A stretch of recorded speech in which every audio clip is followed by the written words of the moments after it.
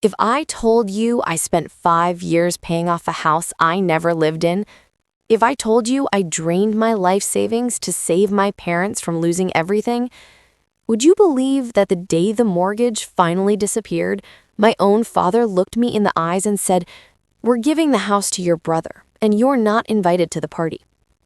I stayed quiet for years, but that day, I stopped being invisible.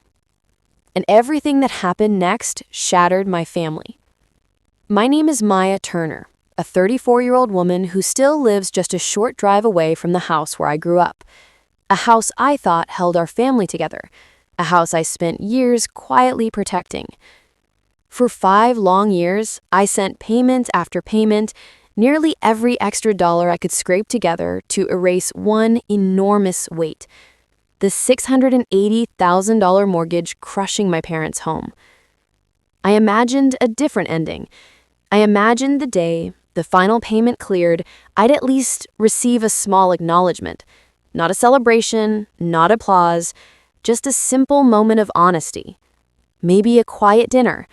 Maybe my father, Samuel Turner, finally admitting he knew I had saved the house from the bank. Instead, I received a phone call. Cold, direct, almost rehearsed. He didn't even say hello.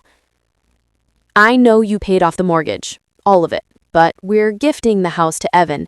It's going to be his graduation present." I froze. The phone pressed to my ear, but my mind blanked. I genuinely thought he must have said something else, because how could he possibly mean that? Before I could speak, he continued, voice sharp and annoyed, as though I was inconveniencing him. "And Maya, don't show up. You are not invited to the party. I don't want your attitude ruining Evan's day." My throat tightened. My younger brother, Evan Turner, the boy who coasted through college while I worked double shifts and lived off cheap meals, was being handed the house I had spent half a decade saving. And I was the one being treated as the problem. I asked my father if he was serious. He sighed. "Stop making everything about money. Families should be happy for each other." Then he hung up. I sat in my apartment, staring at the wall, listening to the silence ringing in the room. All the sacrifices, the years I said no to myself so they could sleep in peace, and I wasn't even worth a seat at the celebration. I turned toward the only person who'd known the truth the entire time. Someone who understood every deposit, every month of struggle, every hidden cost behind my parents' polished smiles. And I asked, "You want to tell them, or should I?" 3 days later, what was supposed to be my brother's big celebration did not look anything like a celebration. But to explain how everything fell apart at that party, I need to go back, years back, to the moment this all began. I grew up in that 2-story home on a quiet street in Rochester, New York. Our childhood wasn't glamorous, but it was familiar, predictable, held together by routines and rituals. My father, Samuel, owned a small auto repair shop on the edge of town. He liked picturing himself as the man who kept families moving, but at home, for a long time, the payments I made blurred into a routine that felt more like breathing than choice. Wake up, work, pay bills, transfer money into a house I didn't live in, repeat. The numbers on the mortgage shifted slowly, but the emotional distance between me and my parents stretched wider with every passing season. From my apartment window, I watched Rochester move through cycles: snow melting into gray slush, trees erupting into color and then shedding themselves bare. Every change outside mirrored another month of deposits recorded inside the folders under my bed. Proof I kept gathering, even though I told myself I didn't need proof. Proof that I was the invisible pillar holding up a house everyone else believed Samuel was fighting for. On weekends, I drove home. Nothing about the house changed outwardly. The siding still faded, the porch still creaked, but inside, the air felt different. Conversations revolved around Evan, his classes, his internships, his future. Every corner of that house had once held memories of all of us, but now everything was tilting toward him, like I was becoming a visitor instead of a daughter. My mother, Linda, asked me once if I could make it to Evan's graduation. It would mean a lot to me, she said, to have a picture of both my kids together. I agreed, because I always agreed. Because saying no felt like breaking something that was already cracked. Meanwhile, Samuel planned a grand celebration to mark Evan's big milestone. He called it a fresh start for the family, as if the past few years had been nothing more than a story he single-handedly battled through. In his version of events, he tightened belts, he worked late nights, and he held the family home together through sheer grit. He loved that story. He clung to it. He told it to anyone who listened. And I remained the ghost in the background, seen just enough to be acknowledged, never enough to be appreciated. When the balance dropped low enough that I could count the remaining payments on one hand, I let myself imagine a simple moment of truth, a moment where we stood together in the kitchen, opened the letter from the bank, and finally looked at each other as equals, adults, family, humans who had all sacrificed something. I didn't expect gratitude, just honesty. What I received instead was worse than silence. It was erasure. After Samuel's phone call, the one where he banned me from my own brother's celebration, an uneasiness settled in my chest. Not shock, not heartbreak, something colder, something final, like a curtain lifting from years of denial. I went home that night with a knot twisting in my stomach. I pulled out the folder containing the documents my uncle, Victor Hale, had once helped my parents sign. He had insisted on proper legal structure when my parents were drowning under the mortgage. At the time, I didn't understand why the trust needed so many signatures, why my name needed to be woven so tightly into it. Reading those pages again, everything clicked into focus. The house wasn't just a sentimental heirloom. It wasn't a simple family decision. It wasn't something my father could present like a ribbon-wrapped trophy for Evan's big day. Legally, it wasn't his to give away. My name was tied to responsibility, yes, but also control, protection, rights I had never bothered to claim. For years, I had been so busy protecting them that I never once wondered who was protecting me. I realized then that the only person who had— Victor didn't raise his voice. He didn't accuse. He didn't create drama. He simply stepped forward, placed a hand on the mantel beside Samuel, and said, clear enough for everyone in the room to hear, "Samuel, the house is part of a legal trust. You can't gift what you don't solely control." The room didn't fall silent. It dropped silent. The clapping stopped instantly. People glanced at one another, confused. Others stared at my father, waiting for him to correct Victor, to laugh it off, to dismiss it as a misunderstanding. But Victor didn't move. His posture was calm, steady, immovable, the way he always looked when he knew facts were on his side. My father's smile stiffened. A tiny twitch flickered in his jaw. He tried to laugh, but even the laugh sounded like it had splinters in it. "Oh, come on, Victor," he said. "Let's not get into technicalities.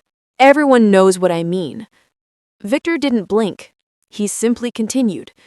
"Technicalities are why you still have this house today. The trust exists because Maya carried the mortgage when the bank was circling the property." Every head in the room swung toward me. It was the first time that night, maybe the first time in years, people actually saw me. I didn't speak. I didn't need to. Victor had spoken the truth I'd been swallowing for half a decade. Samuel's face hardened, the mask slipping. My mother stepped forward as if she could shield him with her presence. "It's not the right time for this," she whispered urgently. "It's Evan's day." Victor didn't waver. "This is the time, because the story being told here isn't true." A ripple of whispers spread across the room. A cousin leaned in toward another. An aunt raised her eyebrows. Someone murmured, "What does he mean? Maya paid?" My father snapped. "This is ridiculous. Maya didn't do anything special. Family helps family. She helped. That's all." Helped? Helped? Like I covered a few groceries? Like I babysat for an hour? I could feel heat rising to my face, but I kept still. I had learned early in life that stillness often said more than shouting. Victor pulled a folded section of the trust document from his inside pocket. He set it on the mantel, gentle, deliberate, undeniable. "This paper exists because the mortgage was so far behind that the bank had prepared a final notice. Maya stepped in. She carried the payments alone. Without her, this house would have been lost years ago." More whispering, more shifting, more eyes bouncing between me, my father, and the document. Samuel reached for it, snatching it off the mantel, shoving it into his pocket, as if removing the paper would erase the truth behind it. "It doesn't matter," he growled. "This is a family decision." Victor's voice sharpened just a fraction. "It matters because—" Attorney Colin Price didn't waste time with pleasantries. He listened, flipping through each document with a precision that made me feel like I was watching someone assemble a puzzle I'd been stumbling through for years. When he finished, he tapped the stack lightly. "Maya, this isn't a family disagreement," he said. "This is a legal breach waiting to happen. Your father tried to move property that is not his to control, and the trust gives you full authority to challenge any transfer." Authority. A word no one in my family had ever associated with me. It felt strange, heavy, real. Colin explained every clause with calm, careful detail. The trust protections, the obligations tied to my name, the conditions that prevented Samuel from handing the house to Evan without my consent. "This," he said, pointing to one section, "is why the house wasn't repossessed. Without you, they would have lost it." Hearing that in neutral, legal language, without emotion, without guilt, without excuses, stripped away the last bits of doubt I had been carrying. On paper, I wasn't dramatic. I wasn't ungrateful. I wasn't trying to stir conflict. I was the one who saved the home. Full stop. Colin prepared the filings immediately. Formal notices, property review triggers, and a protective action to prevent any transfer until the dispute was resolved. He explained how each document would lock the house in place like anchors around the foundation. "Your parents will receive these soon," he said. "You don't need to confront them. The paperwork will speak for you."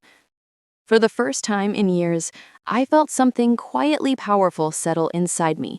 Not revenge, not triumph, just alignment. Facts were finally standing beside me instead of behind me. After leaving Colin's office, I drove straight to my cousin Tara Hale. She worked with complex financial records and properties more tangled than ours. I knew she could see what I was missing. When I showed her the documents and explained what my father had tried to do, she exhaled slowly. "Maya, he wasn't confused," she said. "He was hoping you wouldn't notice." The sentence landed like a stone dropped into water. One small impact, spreading outward until everything felt different. It wasn't ignorance. It wasn't a misunderstanding. It was calculated silence. I left her house with a clearer view of the choices my father had made. That evening, I visited Mrs. Evelyn Parks, the older woman who lived across from my parents. She had watched our family for years, quietly, softly, with more understanding than most people gave her credit for. She invited me in, brewed tea, and listened. When I told her the situation, she nodded slowly, almost sadly. "I've seen the envelopes and the people coming to the door. I figured something heavy was happening." She paused. "I'll keep an eye out. If anything official arrives, or if there's any movement at the house, I'll let you know." Her voice carried the weight of quiet loyalty. the kind that doesn't require explanation. When I left, the sun had already dipped behind the rooftops, and the street felt suspended in a stillness I hadn't felt in years. The days leading up to Evan's celebration didn't feel like waiting. They felt like alignment, like all the loose threads in my life were finally being pulled into place. My phone stayed quiet, my parents didn't reach out, Evan didn't reach out, and I didn't expect them to. Silence, I'd learned, was its own kind of truth. Colin kept me updated as each filing went live. Every legal action, every freeze, every clause reinforcement slid into the city's system like puzzle pieces, finally settling where they belonged. Tara texted me. "It's official, they can't move a paperclip tied to that house without you." By the morning of Evan's big day, everything that needed to be in motion already was. I didn't go to the event. I didn't need to, because someone else was watching. Across the street, Mrs. Evelyn stood behind her curtains as unfamiliar cars pulled up outside my parents' house, city officials carrying clipboards and envelopes. She texted me only one sentence: "They're at the door." My breath steadied. I could almost picture it. My father opening the door expecting guests, and instead receiving formal notice of property review. The trust prevented any ownership transfer. The filings disputed any attempt to gift the home. Every relevant department had been notified. To them, it wasn't trauma, it wasn't family tension, it was paperwork. It was law. It was fact. Later, Evelyn told me my father's confidence cracked right there, like a mask slipping off. He signed the acknowledgement papers with a trembling hand. Guests arriving behind him froze, unsure whether to knock or walk away. My mother hovered, confused and embarrassed, whispering questions my father didn't answer. And Evan? He stood behind them, shoulders dropped, as if the future he'd casually assumed would land at his feet suddenly evaporated. Reality had a way of doing that. And reality wasn't done. Around noon, a tow truck rolled up the driveway. Evan's leased car, already behind on payments, was repossessed in full view of their early guests. For once, someone else faced consequences. Not me. Not the daughter who always paid. Not the responsible one. Not the quiet one. Him. By the afternoon, the celebration had shrunk into a confused, uncomfortable cluster of guests, whispering instead of congratulating. I didn't need to be there, because the truth was doing the work for me. That evening, I drove to my parents' street. Not for drama, not for confrontation, for closure. Colin arrived with the documents he needed me to sign. Victor arrived too, folder in hand, the same folder he had used to expose the truth at the party. We walked up the path together, not triumphant, just steady. My father opened the door, and for the first time in my life, he looked small. Colin spoke calmly, professionally. Per the trust, the property is under Maya's authority until the dispute